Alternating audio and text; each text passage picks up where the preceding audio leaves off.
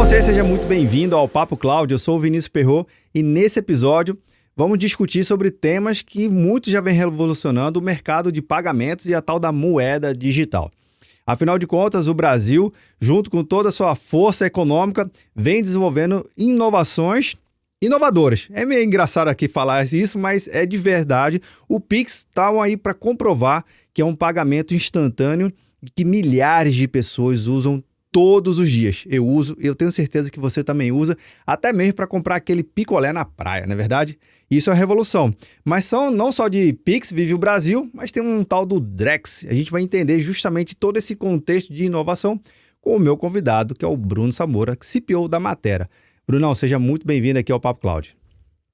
Obrigado, Vinícius. Super prazer. Aqui o prazer é enorme estar aqui com você, bater esse papo, falar de coisas que eu gosto muito, né? Então, assim, o Pix na verdade, eu nem esfriou, né? O Pix aí crescendo, inventando coisa nova todo dia. A gente continua trabalhando nele e já tem mais novidade. Acho que isso é super bacana porque é um pouco dessa tradição do Brasil de inovação em serviço financeiro.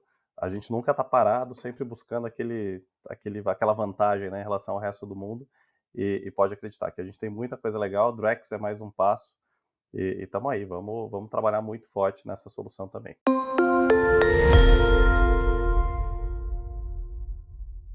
Legal. O Drex, que nasceu como Real Digital, ele ganhou essa marca, né, agora recentemente. Ele é aquilo que a gente chama de moeda digital de Banco Central. Então, da sigla em inglês lá é o CBDC.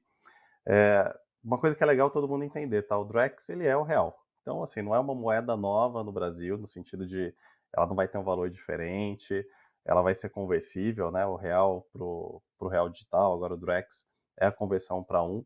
Então, não existe essa diferença. Mas se a gente pensar, é uma representação nova, né? Eu já tenho o real, que é o papel que está ali na minha carteira, aquela nota que é super tradicional. Eu tenho o real, que é o meu saldo no banco. Eu vou ter agora um real, que é o Drex, que é um saldo representado num formato diferente. Mas por que disso, né? As coisas que eu faço com papel são diferentes das coisas que eu faço com meu saldo no banco e que vão ser diferentes das coisas que eu faço com o Drex. Então, na prática, né, a gente já tem o real, a nossa moeda, sendo representada de formas diferentes. A gente está ganhando mais uma, que é o Drex, com a grande diferença. O que é isso novo, né, que a gente vai ter? A grande diferença é que é uma moeda que vai ser programável. Tem toda a história aí, né? Usa tecnologia de blockchain, que lembra lá o Bitcoin, as criptos. Sim. Mas isso é importante falar que isso é tecnologia. Mas a grande diferença é que a gente vai poder programar. Então, eu vou poder ter ações ali que vão acontecer à medida que eu faço um pagamento, à medida que eu recebo alguma coisa. Essa é a grande diferença. Daí que vem o valor do Drex. E por isso que a gente inventou aí uma representação nova para a nossa moeda, que a gente já conhece. Mas acho que esse é um ponto super grande de dúvida, né? E a gente tem que entender, um real que está na minha carteira é um real que está lá no meu saldo no banco e vai ser um real de Drex também, é o mesmo valor. Essa é uma premissa básica ali do Banco Central.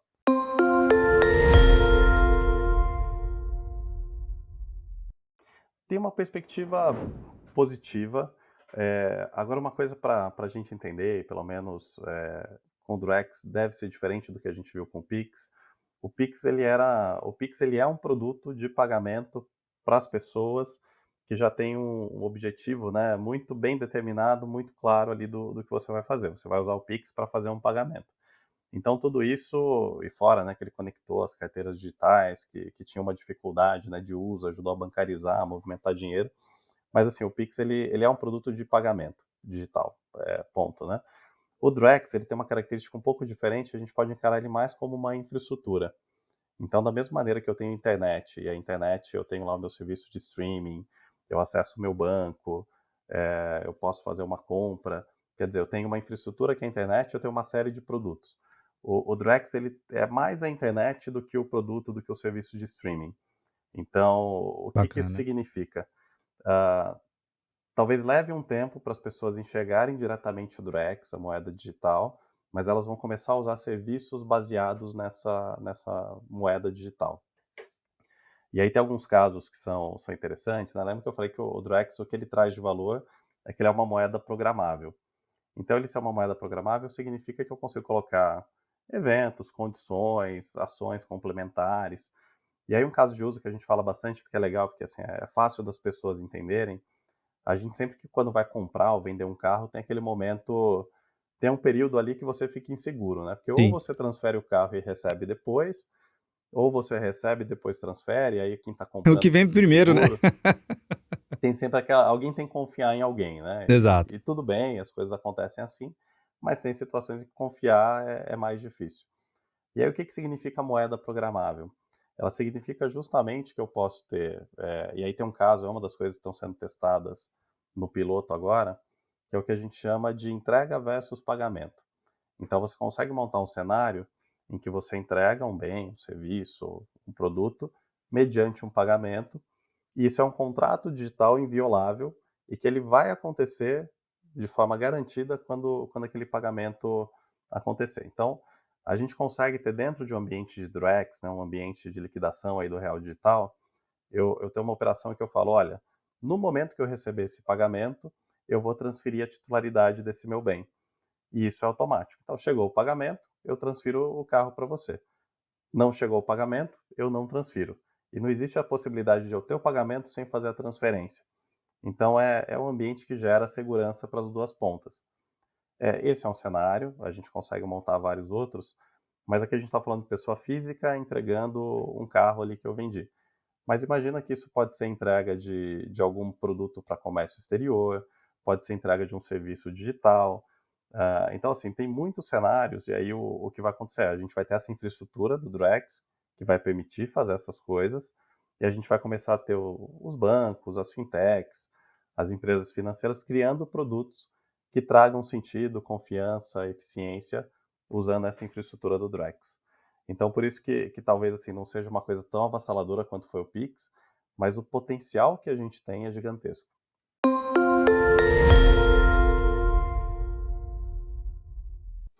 Olha, eu tenho como convicção de que os maiores beneficiados vão ser os pequenos e médios, Pô, porque legal. hoje, de alguma forma, ah, as grandes empresas elas têm boas condições já nos seus serviços financeiros. Então, tem acordos grandes, assim, são aqueles clientes que qualquer instituição quer atrair. O pequeno e o médio ele já não tem esse poder todo, né, esse apelo todo. E o que a gente vai ver, e por isso que eu acredito que o pequeno e o médio vai ser o mais beneficiado, todos esses cenários, né, que a gente está falando de uso da moeda digital, de poder agregar serviços, de poder agregar condições, primordialmente elas vão dar eficiência para as operações. Então, se a gente for imaginar quanto que a gente gasta com desconfiança, né, eu falei do cenário do carro, mas esse cenário da venda do carro, esse cenário ele pode ser usado para N coisas, né? Eu tenho Verdade. cartório, porque eu tenho que registrar uma condição, e aí para poder ter um litígio, muitas vezes meu contrato, eu sempre brinco, né? Contrato ele vale para quando as coisas estão mal, né? Quando as coisas estão bem, a gente não se preocupa tanto com ele. Super Então assim, verdade. tem um custo ali da desconfiança. E de novo, né? Nesse cenário a gente vai ver muita inovação. Provavelmente a gente vai ver uma série de fintechs, como a gente vê, né? Com crédito, com bancarização, que vão atuar em segmentos ou nichos específicos. E aí provavelmente vai ter uma fintech que vai estar especializada no nicho daquela pequena empresa, que vai conseguir fornecer um serviço aí baseado na infraestrutura do Drex, que seja mais eficiente do que um banco grande, tradicional, que não atende essa empresa faz, e que vai dar segurança e eficiência para a pequena empresa.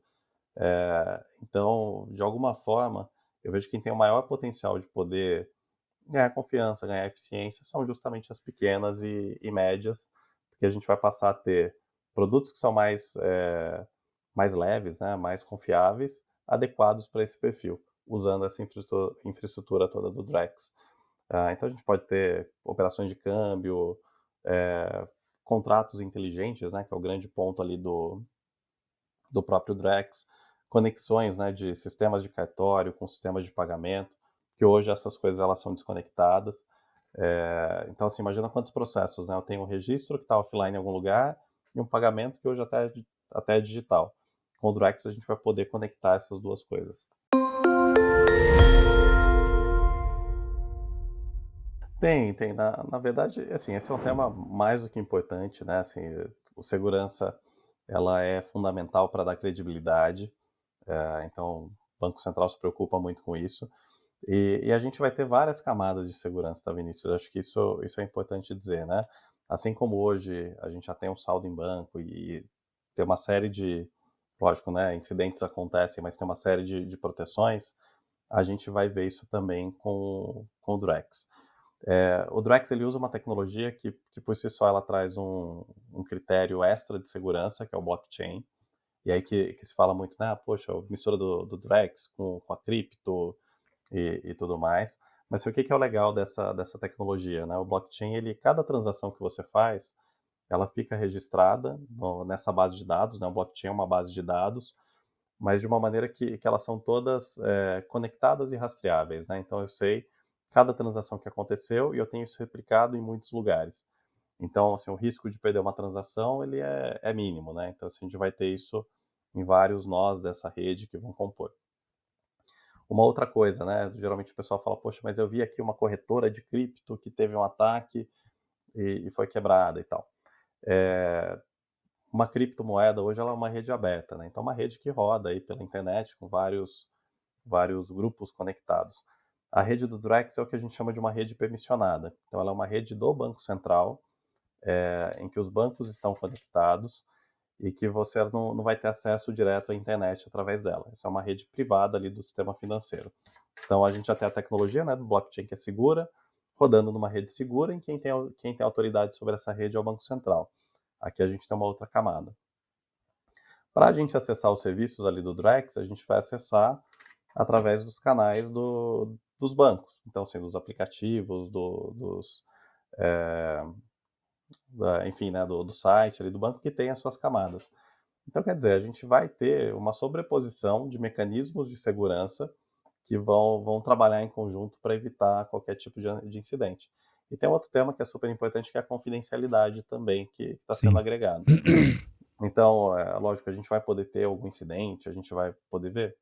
Vai, assim como a gente vê com outras ferramentas, né, do sistema financeiro. Mas, de uma maneira geral, existe uma preocupação com confidencialidade e segurança que é muito grande e que a gente tem uma série de componentes da própria tecnologia que ajudam a gente ter esse grau, né, de confiabilidade no real digital. Cara, isso é muito legal. Mostra que tem sim coisas para fazer, né? O desafio é grande, né, Bruno? Porque É grande, o desculpa, Brasil é Vinícius, mas assim, muito grande. tipicamente até uma coisa que a gente sempre vê, o elo mais fraco de segurança costuma ser a pessoa. Sim. Então, mesmo assim, o que a gente tem bastante de fraude de Pix, né? Às vezes tem aquele cara que entra no WhatsApp e pede para você fazer uma transferência, aí no momento, lógico, né, você está ali sensibilizado, você faz, porque acha que é um parente. Então, o elo mais fraco continua sendo a pessoa. Acho que tecnologia, a gente tem tecnologia suficiente para poder ter uma confiabilidade grande, mas talvez tenha um desafio até de educação das pessoas, de entendimento de como a tecnologia funciona, mas enfim, como sempre, o grande desafio ainda é cada um de nós, né? Tá? Conseguir se proteger.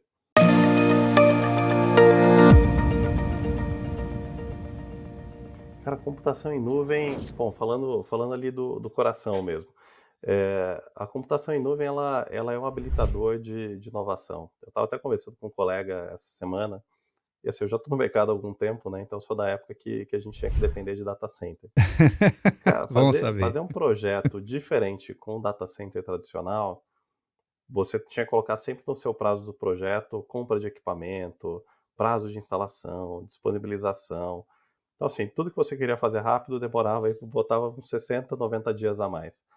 A nuvem ela é muito fácil, porque eu tenho uma infraestrutura fácil de gerir, em que eu falo, poxa, preciso disso? O meu tempo ali, que era 60, 90 dias, agora é o tempo de entrar num console, provisionar um serviço novo, provisionar uma máquina, enfim. É muito mais fácil. Então, a nuvem, acho que ela tem uma série de benefícios, mas o que eu vejo bastante assim, é esse ganho de agilidade para você poder fazer coisa nova, para você inovar. Então, mudou bastante o ritmo dos negócios. Mais do que toda a discussão, né, de otimização, de custo, de infraestrutura, de gestão, eu acho que principalmente a velocidade que ela permite inovação mudou o jogo.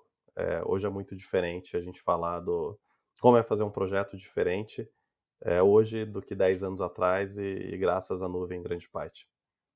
Maravilha, maravilha. Bem, Bruno, queria agradecer por demais pelo seu tempo, pelos insights aqui compartilhados. E a gente fica aqui acompanhando as expectativas, tanto dessa inovação quanto das outras que o Banco Central, enfim, a nossa grande economia vem lançando e, obviamente, contando com a sua visão sempre muito precisa, muito ampla para a gente refletir mais e melhor. Forte abraço e até a próxima. Legal, Vinícius, obrigado. Grande abraço. Faço convite para acompanhar. A gente coloca bastante conteúdo também sobre esse tema, sempre essa discussão. Então, fica de olho ali no LinkedIn, acho que sempre tem alguma coisa legal. E obrigado pelo convite, adorei o bate-papo. Um grande abraço para você, para todo mundo que está aqui acompanhando a gente também. Obrigado. Valeu, bem. E você que está vendo ou nos ouvindo, o que você achou do bate-papo aqui com o Bruno? Primeiro, eu vou deixar o link na descrição aqui para facilitar a sua experiência. Experiência importante aqui. Então, link que o Bruno comentou aqui, já na descrição. Acompanha lá o Bruno nas redes sociais, também o pessoal da matéria. Muito legal poder estar antenado nisso. Já está sabendo como é que funciona o Drex? Não? Agora sabe um pouquinho mais? Prepare-se. Vai ter uma revolução digital também no seu mercado, na sua área. Tem uma inovação? Conte com a gente. Se chegou até aqui, compartilha esse episódio, deixa um comentário. Sempre é bom a gente entender um pouquinho mais. E esse episódio continua lá no nosso grupo do Papo Cloud Makers. Link também na descrição. Obrigado pela sua participação e audiência. E aí, tá na nuvem?